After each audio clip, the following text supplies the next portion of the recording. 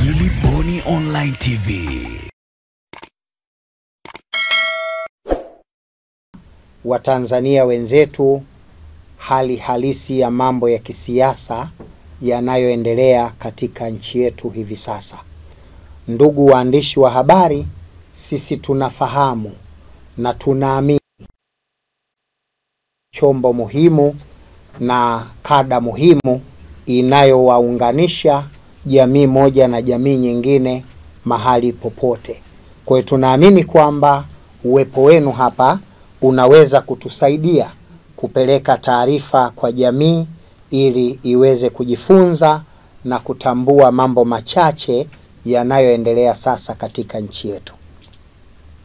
Ikumbukwe mwaka 2025 mwezi wa 10 tunatarajia kuingia katika uchaguzi mkuu wa bunge, madiwani na rais, Mungu akipenda. Lakini nchi nyingi duniani zimepata hali mbaya ya kimachafuko zinapoingia katika kipindi cha uchaguzi.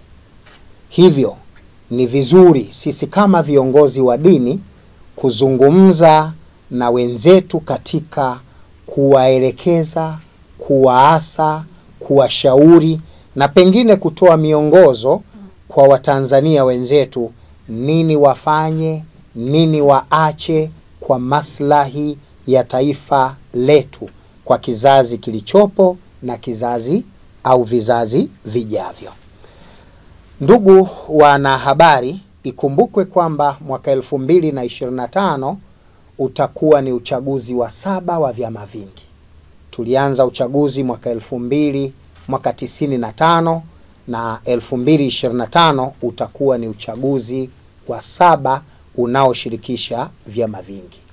Miaka yote hii tumekuwa tukifanya siasa za kistaarabu, za maelewano, japo makwaruzo na madoa madogo madogo yamewahi kujitokeza, lakini sio yenye viashiria vya uvunjifu wa amani vinavyoweza kulinganishwa na hali iliyopo sasa kuelekea katika uchaguzi mkuu wa nchi yetu.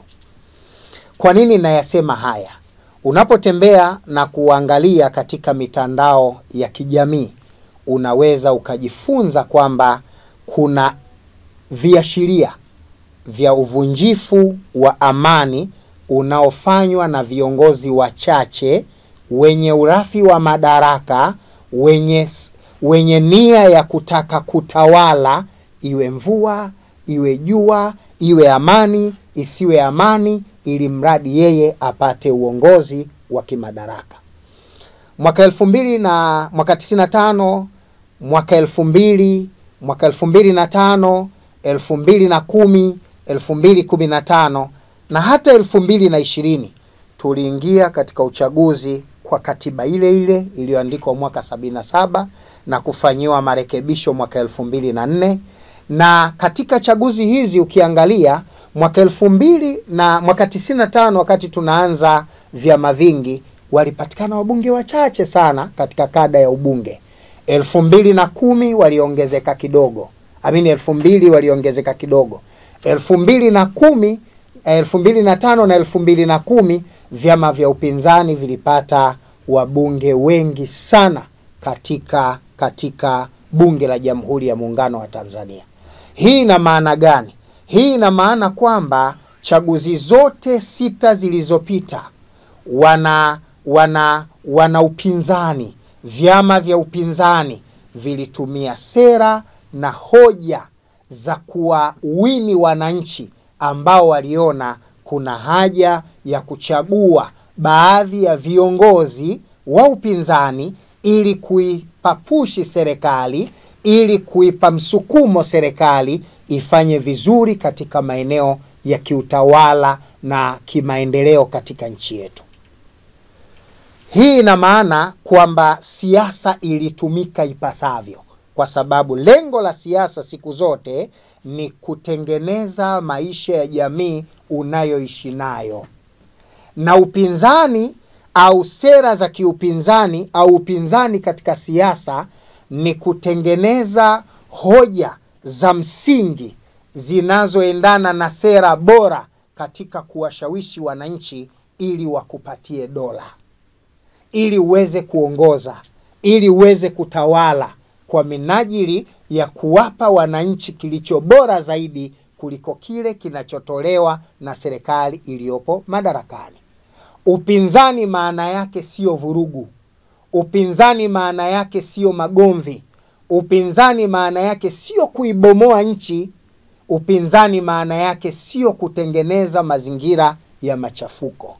Jambo la kusikitisha, jambo la kushangaza, jambo la kuhofisha, kuna baadhi ya wapinzani katika nchi yetu mwaka huu kuelekea uchaguzi wamekuwa wakifanya mambo yanayoashiria uvunjifu wa amani, yanayoashiria uvunjaji wa katiba, yanayoashiria mambo ya msingi ya kisheria nchi yetu.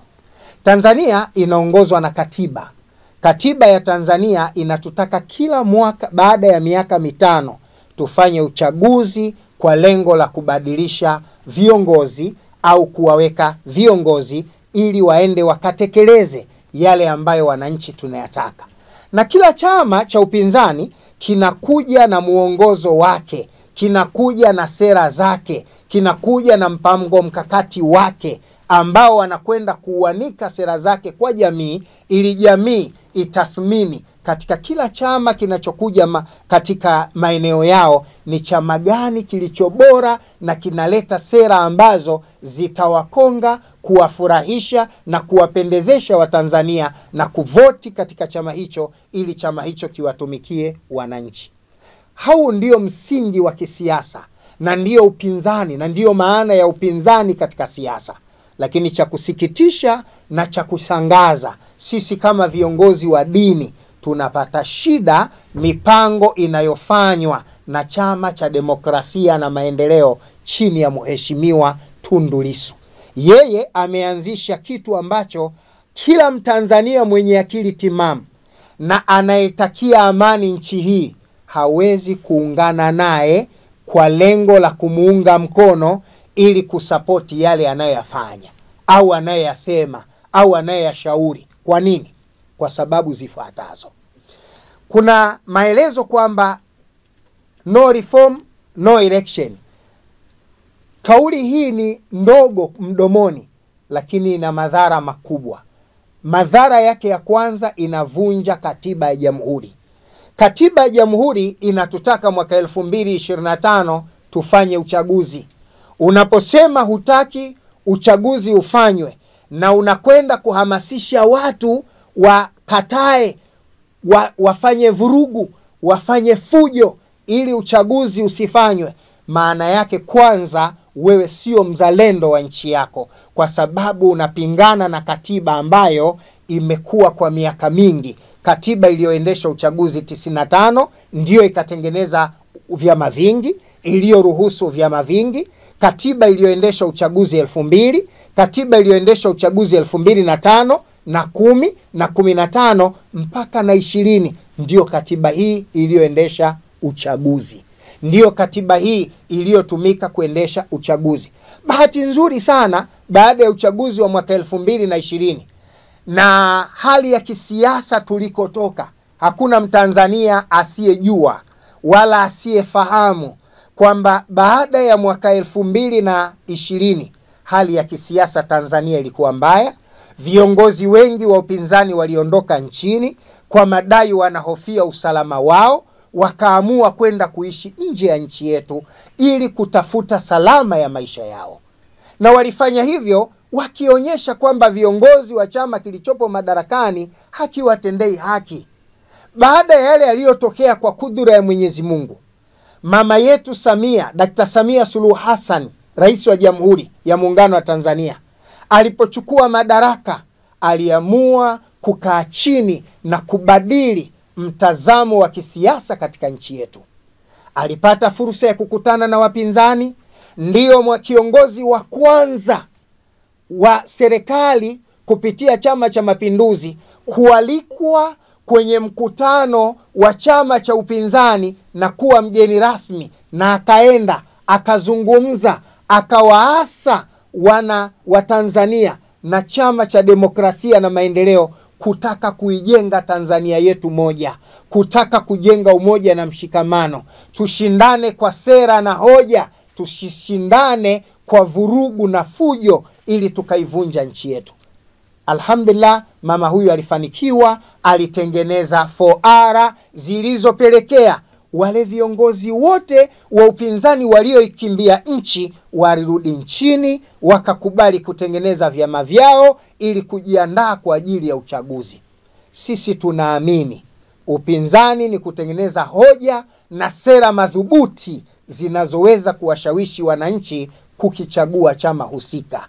Upinzani si vurugu, upinzani si fujo, wala upinzani si uasi, kwa sababu Tanzania hii ambayo leo wewe unataka uwe kiongozi kwa gharama yoyote, hata ikibidi kumwaga damu, ni Tanzania ambayo wanatakiwa wairithi vizazi vijavyo, kama ambavyo sisi leo tumeirithi kutoka kwa nchi, kutoka kwa viongozi au wazee wetu waliotangulia. Mwalimu Nyerere wakati wake walikuwa watu wanampinga, lakini walimpinga kwa hoja na sera. Mwinyi wakati wake wapo watu walimpinga, lakini walimpinga kwa hoja na sera. Kikwete, Mkapa na kadhalika walikuwa katika nchi hii wakiongoza na watu walimpinga kwa hoja na sera. Lakini hatujawahi kuona kiongozi wa upinzani anatengeneza mazingira ya vurugu, anatengeneza mazingira ya uasi, anatengeneza mazingira ya kuharibu amani ya nchi eti tu kwa sababu anataka kuwa kiongozi wa nchi. Na pale anapoona hana sera za kuandaa chama chake na kuchukua dola, muda mfupi amechukua madaraka ndani ya miezi 8, anaona hawezi kuchukua dola kwa njia ya ushawishi, anataka kutengeneza mazingira ya kuwashawishi watu na kuivuruga nchi hii amani yake. Hili sisi kama viongozi wa dini katu abadani hatuwezi kukubaliana nalo, na tunawaasa wa Tanzania wasikubaliane nalo jambo hili kwa gharama yoyote. Na mimi nitatoa hoja na evidence za kutosha kwamba malengo ya Chadema kwa wakati huu sio kuchukua dola, ni kuvuruga nchi. Nitatoa evidence, na ninazo evidence za kutosha. Nitatoa chache na naweza kutoa nyingi zaidi kwa hali inayoonekana na malengo ya wanasiasa waliopo sasa.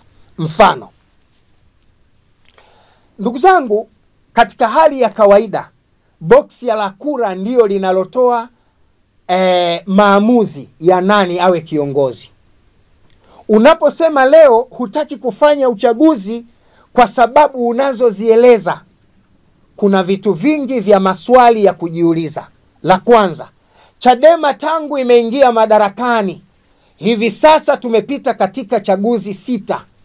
Iliwezaje kukubali kuingia katika chaguzi 6 na wao wakigombea katika maeneo mbalimbali? Wengine katika hawa wanaopinga leo wameshawahi kushika nafasi ya madaraka ya kuwa mbunge. Kwa katiba hii, kama uliweza kuwa katika nafasi hizo na kuchukua uongozi katika katiba hii na watu walikuchagua na ukawa kiongozi, ukakaa bungoni, ukala posho za Watanzania, ukalipwa mshahara wa Tanzania, nini kimebadilika leo? Unachosema haiwezekani uchaguzi ufanywe, tutahamasisha uasi, tutapinga uchaguzi, tutahamasisha watu uchaguzi usifanyike. Una agenda gani ya siri iliyopo nyuma yako leo inayofanya uchaguzi huu uzuie usifanyike kwa gharama yoyote, hata ikibidi kwa kufanya vurugu? Liko swali wa Tanzania tunatakiwa tujiulize. Liko swali wa serikali inatakiwa ijiulize.